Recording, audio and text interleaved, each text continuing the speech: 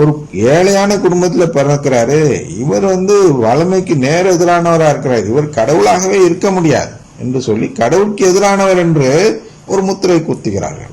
ஆனால் திருச்சபை என்ன சொல்கிறது என்றால், in this poverty heavens glory was made manifest. அப்படின்னு இந்த ஏழ்மையில் தான் அந்த விண்ணகத்தின் மகிமை வெளிப்பட்டது என்று சொல்கிறார்கள். அதுதான் சோதனை. இயேசுக்கு வந்த சோதனையை வென்றார், அதனால் அது மகிமையாக மாறியது. இயேசுக்கு வந்தது சோதனை. என்ன சோதனை வந்தது என்றால், அவர் மனிதனாக பிறந்தால்தான் மீட்கப்பட முடியும் மக்கள் என்ற நிலை இருந்ததால், இவர் மனிதனாக பிறப்பதற்கு முதல் சோதனையாக சாத்தான் என்ன செய்கிறான் என்றால், அவருக்கு இடம் இருக்கக்கூடாது, அவரிடம் பணம் இருக்கக்கூடாது, இந்த மாதிரி ஒரு கஷ்டமான சூழல்ல குளூர்ல பிறக்கணும். அப்ப என்ன செய்வார் என்றால், அந்த நிலையை பார்த்த குழந்தைதான் அவர் இரண்டு நிலையிலும் இருக்கிறார். முழு மனிதன் முழு கடவுள் என்ற நிலையில் பிறக்கிறார். அதனால்தான் கடவுளின் தாய் என்று சொல்கிறோம். அவர் வெறும் மனிதனாக பிறந்திருந்தால் மாதா கடவுளின் தாய் அல்ல, அவர் கடவுளாகவும் இருந்து பிறந்ததால் தான் கடவுளின் தாய். எனவே இரண்டு நிலையிலும் இருக்கக்கூடியவர், எப்பொழுது வேண்டுமானாலும் தன்னுடைய நிலையை அறிந்து எப்பொழுது வேண்டுமானாலும் இந்த வளமையை தேடக்கூடியவர். ஒரு நொடி யோசித்திருந்தால் உடனே அந்த இடம் தங்க கொகையாகவும் மின்னும் இதாகவும் அந்த குளூர் எல்லாம் போய் கதகதப்பு நிலை என்று ஏதோ அரண்மனை எது நீங்க நினைத்தீர்களோ அந்த வளமை என்று எதையெல்லாம் நினைக்கிறீர்களோ அந்த நிலையில் அவர் மாறிவிட முடியும். ஒரு நொடி போல் பிறந்த அடுத்த செகண்டே அவர் நினைத்தால், அந்த இல்ல என்ன குளிர நிழல் தாங்க முடியல, இந்த வறுமையை தாங்க முடியவில்லை, இந்த மாட்டு தொழுவத்தின் நாற்றமும் அந்த சூழ்நிலை எனக்கு தாங்க முடியல, இது உடனே அரண்மனையாக மாற வேண்டும் என்று அந்த கடவுள் நினைத்திருந்தால், அவர் உள்ளே இருந்தால் அந்த கடவுள் நினைத்திருந்தால் அது உடனடியாக மாறி இருக்கும். ஆனால் என்ன ஆயிருக்கும், அங்கே அவருடைய மீட்பு திட்டம் தோல்வியை பெற்றிருக்கும்.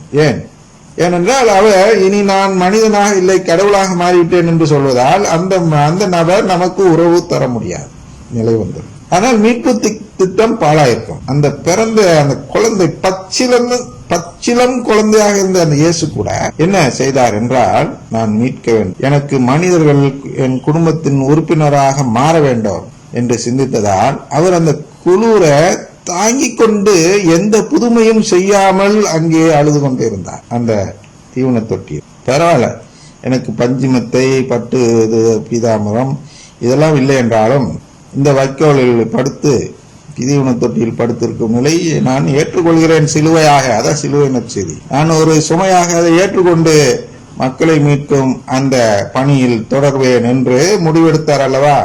அதுதான் in this poverty heaven's glory was made manifest. அதனால இந்த ஏழ்மையிலும் அந்த மகிமை வெளிப்படுத்தப்பட்டது என்று பார்க்கிறோம். அடுத்தது 526 தியானிப்போம். To become a child in relation to God is the condition for entering the kingdom. சரியா? மத்தேயு 18:3-4 பின்வருமாறு கூறினார், நீங்கள் மனம் திரும்பி சிறு பிள்ளைகள் போல் நீங்கள் மனம் திரும்பி சிறு பிள்ளைகளைப் போல் ஆகாவிட்டால் விண்ணரசில் புகமாட்டீர்கள் என உறுதியாக உங்களுக்கு சொல்கிறேன். இச்சிறு பிள்ளையைப் போல தம்மை தாழ்த்தி கொள்பவரே விண்ணரசில் மிக பெரியவர். சரியா? இந்த அடிப்படையில் சொல்கிறார்கள், to become a child in relation to God. சொன்னாலே அதுவரையிலும் என்னடா நீ ஃபீலியல் அடாப்ஷன்லாம் சொன்ன, அவர் புள்ளியா மாறுதான் நோக்கம்லாம் சொன்ன, மெஸ்ஸியானா இதுதான் உறவு கொடுக்கிறவர் தான் மெஸ்ஸியா, ரட்சகர்னா உறவு கொடுக்கிறவர் என்றெல்லாம் சொன்னேன். இதுக்கெல்லாம் எங்கே இருக்கு உனக்கு சப்ஸ்டான்சியேஷன், எங்கே இருக்கு உனக்கு ஆதாரம் என்று ஒரு சிலர் நினைத்திருக்கலாம். இதற்கு முன்பு தொடர நம்முடைய வகுப்பை பார்க்காதவர்கள், அவர்களுக்கு தான் இந்த 526 தெளிவாக சொல்கிறது. எதை சொல்கிறது என்றால், ஃபீலியல் அடாப்ஷன் தான் நம்முடைய வாழ்வின் நோக்கம் என்பதை சொல்லி, அதை நம்புகிறவர்கள் என்று நம்பி, இதை வாசிக்கிறவர்கள் அதை நம்புகிறார்கள் என்று நம்பி அதற்குரிய வழக்கத்தை தருகிறது. இதை ஃபீலியல் அடாப்ஷனை நம்பாதவர்களுக்கு இந்த 526 ஒன்றும் புரியாது, அது குழப்பமாக இருக்கும்.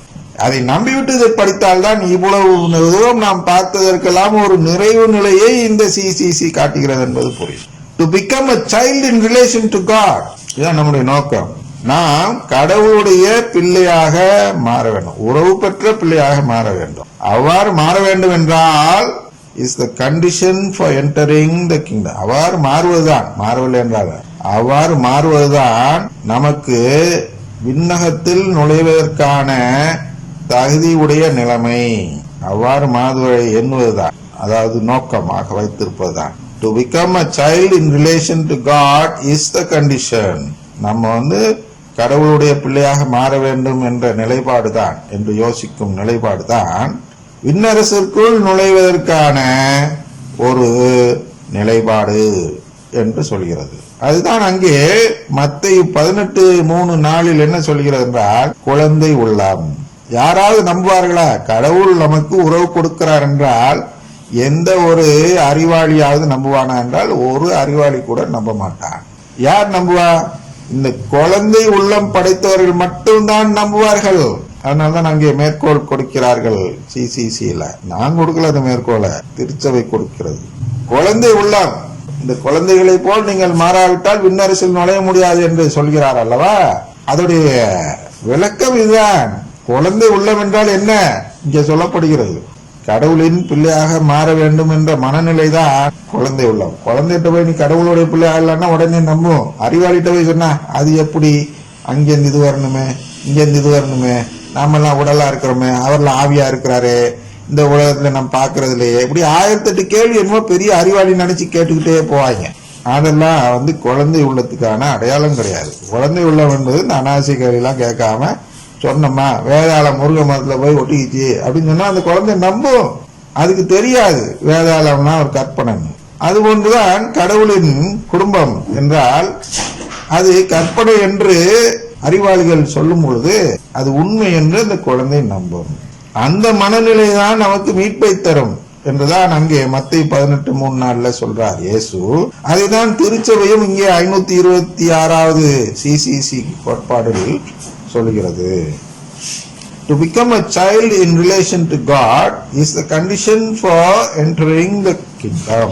For this, இந்த கண்டிஷன் அடைய, இந்த மனநிலையை அடைய, for this we must humble ourselves and become little.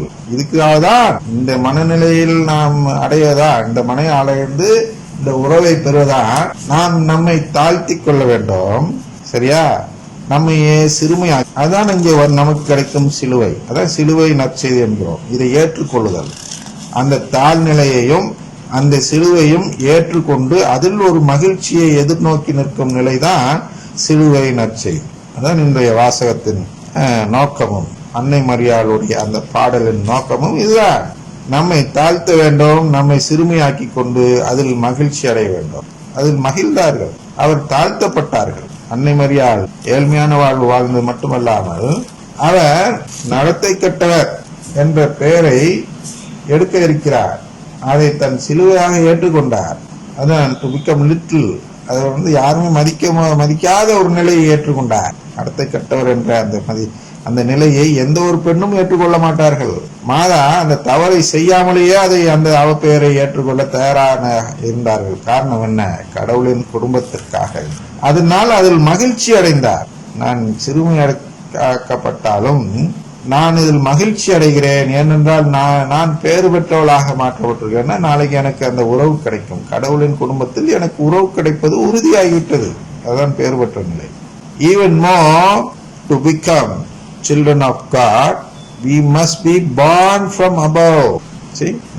நாம்லாம் கடவுளின் குடும்பத்தில் பிறக்க வேண்டும் என்றால் வெறும் இந்த சிறுமையாகவோ தாழ்நிலையோ அடைந்தால் பற்றாது. என்ன பண்ண வேண்டும்? We must be born from above, or born of God. இல்லையா?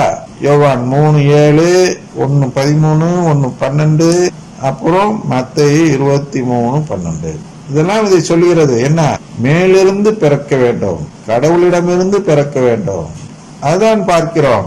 எதை பார்க்க வேண்டும் என்றால் நாம் கடவுளின் குடும்பத்தில் பிறக்க வேண்டும்.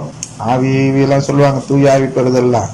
அந்த தூய ஆவி பெறுதல் தான் எதை சொல்கிறது என்றால் என்னுடைய மனமாற்றத்தை சொல்லி எனக்கு உறவு கொடுப்பதை உறுதிப்படுத்துகிறது. நான் இந்த மனநிலை, எந்த மனநிலை?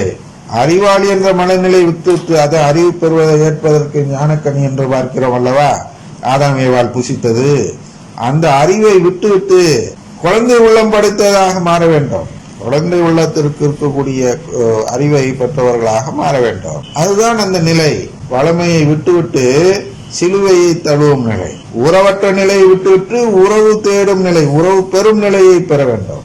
நாம் கடவுளுடைய உறவை பெறும்பொழுதுதான் நாம் பிறக்கிறோம். born of God, கடவுளிடம் இருந்து பிறக்கிறோம். அதுதான் மேற்கோள்கள் யோவான் 3:7, 1:13, 1:12 மற்றும் மத்தேயு 23:12 இதெல்லாம் கொடுக்கப்படுகிறது. நாம் கடவுளிடம் இருந்து பிறக்க வேண்டும் என்பதற்கு மேற்கோள்.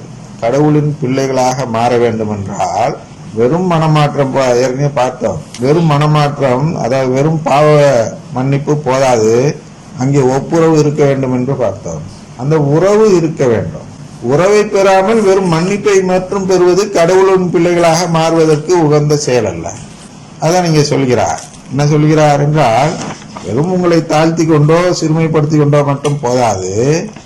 Even more to become children of God, we must be born from above, or born of God. Only when Christ is formed in us will the mystery of Christmas be fulfilled. Only when Christ is formed in us, that relationship from Christ is formed in us. அந்த relationship, கடவுளுடைய அந்த உறவு நம்மிடத்தில் உருவான பிறகுதான் நம்ம என்ன ஆகிறோம், is formed in us, will the mystery of Christmas be fulfilled in us. அப்போதுதான் அந்த கிறிஸ்துமஸின் மறைபொருள் நம்மிடத்தில் நிறைவேறுகிறது. the mystery of Christmas இங்கேயும் அங்கே மறைக்கப்பட்டு சொல்கிறார்கள். மிஸ்ட்ரி என்றால் இந்த உறவு பெறும் நிலைதான். உறவு தருவதற்காக வந்த அவரை நாம் வரவேற்க வேண்டும் என்றால் இந்த உறவை எனக்கும் தாருங்கள் என்று கேட்கும் போதுதான் அவரை வரவேற்கிறோம். அவ்வாறு வரவேற்கதான் நாம் கிறிஸ்துமஸ் திருப்பலிக்கு போக வேண்டும். உறவு கேட்காங்க, வளமை கேட்கறதுக்குலாம் அங்க போகாதீங்க தயவு செய்து. அங்க போனீங்களா உறவை கேளுங்கள். ஐயா, உறவு தர வந்திருக்கும் இயேசு கிறிஸ்துவே, நற்கருணை ஆண்டவரே, உங்களை நாங்கள் வரவேற்கிறோம். இந்த கிறிஸ்துமஸ் தினத்தன்று நீங்கள் பிறப்பதற்கு வரவேற்கிறோம். பிறந்த நீங்கள் எங்களுக்கு உங்கள் உறவை தந்து உங்கள் குடும்பத்தில் எங்களை சேர்த்துக் கொள்ளுங்கள் என்று நாம் வேண்டும் பொழுது அந்த மறைபொருள் நம்மிடத்தில் நிறைவேறிவிடுகிறது. கலாத்தியர் 4:19 இதான் சொல்கிறார். Christmas is the mystery of this marvellous exchange. இது வழிமாற்றம் தான் நான் போல் சொன்னேன். நீங்கள் எனக்கு உறவை தாருங்கள், நாங்கள் உங்கள் உறவை பெற்றுக்கொள்ள தயாராக இருக்கிறோம். அதான் உடன்படிக்கை சொல்றோம், ரெண்டு பேரும் பேசிக்கொள்றது. அதான் இங்க என்ன சொல்றாங்க, மார்வலஸ் எக்ஸ்சேஞ்ச் என்று சொல்கிறார்கள். அது பரிமாற்றம். நீங்க எங்களுக்கு கொடுங்க, நாங்க உங்களுக்கு கொடுக்கிறோம் என்று நாங்கள் நம்முடைய ஏழ்மையையும் வறுமையையும் சிறுமையையும் அவருக்கு கொடுத்து விட்டு, அந்த சிலுவையை அவரிடம் கொடுத்து விட்டு அவரிடம் இருந்து அந்த உறவு என்ற சிலுவையை பெற்றுக்கொள்கிறோம், அது பெருமையை பெற்றுக்கொள்கிறோம். அதான் அங்கே உள்ள பெரிய மாபெரும் பரிமாற்றம் என்று அந்த சிசிசி நமக்கு சொல்லி தருகிறது. O marvellous exchange, man's creator has become man, born of the virgin. We have been made sharers in the divinity of Christ, who humbled themselves to share our humanity. சரியா? We have been made sharers in the divinity of Christ. That அங்கதான் நாம் வருகிறோம் filial adoptionக்கு. நாம் இந்த உறவை அவரிடம் பெறும்பொழுது அவருடைய தெய்வீக தன்மையில் பங்காளிகளாக மாறுகிறோம். அதுல நாமும் பங்கெடுக்கக்கூடியவர்கள். தெய்வீக தன்மையை நமக்கு கொடுப்பதற்காக அவர் வந்திருக்கிறார் இந்த பூமிக்கு. அவர் ஒரு பரிமாற்றம் நடக்கிறது. அவர் இங்கே வருகிறார், நாம் அங்கே போகிறோம். கடவுள் அவரை தந்து விட்டு நம்மை எடுத்துக்கொள்கிறார், தந்தையானவர் கடவுள். அதுதான் இங்க சொல்கிறார்கள். O marvellous exchange, man's creator has become man. நம்மை உருவாக்கியவரே மனிதனை உருவாக்கியவரே மனிதனாக மாறுகிறார். இங்கே எதுக்கு? கன்னியிடம் பிறந்து என்ன செய்கிறார்? We have been made sharers in the divinity of Christ. என்ன எதுக்கு செய்கிறார் என்றால், தன்னுடைய அந்த தெய்வீக தன்மை வாழ்வை நம்மோடு பங்கு போட்டுக்கொள்ள, தெய்வீக நிலையை நம்மோடு பங்கு போட்டுக்கொள்ள இவ்வாறு செய்கிறார்.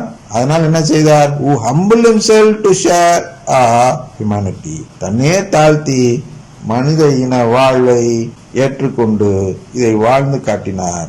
அதை தொடர்ந்தும் வாழ இருக்கிறோம் நிலை வாழ்வில் என்று சொல்லிக்கொண்டு எல்லோருக்கும் கிறிஸ்து பிறப்பு திருநாளின் நல்வாழ்த்துக்களை தெரிவித்துக் கொண்டு தந்தை மகன் தூயாவின் பெயராலே ஆமன்.